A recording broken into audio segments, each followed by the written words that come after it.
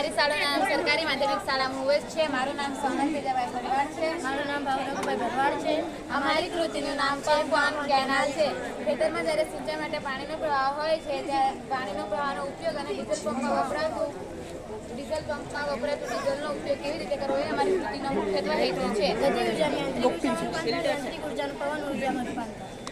જ્યારે ખેતરમાં સાધનો ટર્બાઇન, કેનલ, વોટર પંપ, પવન ચક્કી, લાકડાની પ્લાય વગેરે। રચના આકૃતિમાં બતાવ્યા પ્રમાણે પ્લાય તથા લાકડાની ભઠ્ઠીમાંથી એક નહેરનું મોડલ બનાવો અને તેના વચ્ચેના ભાગ પર એક ટર્બાઇન ફિટ કરી દો અને તેની સાથે એક ગિયર્ડ પુલીને પણ ફિટ કરી દો। હવે ગિયર્ડ અને ગિયર્ડ પુલીને રબર વડે જોડાણ કરી દો અને તેના ગિયર્ડ પુલીના બીજા ભાગ પર એક નીચેના ભાગ પર એક પાઇપ ફિટ કરી દો અને તેને ખેતર સુધી લંબાવી દો। આમ સમગ્ર રચના તૈયાર। જ્યારે ખેતરમાં નહેરના પાણીનો પ્રવાહ હોય છે ત્યારે ટર્બાઇન ફરે છે અને જનરેટરમાંથી વિદ્યુત ઉત્પન્ન થાય છે। તેની સાથે જોડાયેલ પવન ચક્કી વડે પમ્પિંગ થવા લાગે છે અને ખેતર સુધી પાણી પહોંચી જાય છે। આ ઉપરાંત જો ખેતર નહેરની બાજુમાં હોય તો પુલ્લીને ઉપરાંત પવન ચક્કી હલાવીને ખેતરમાં ફોતરા પણ ઉગાડી શકાય છે।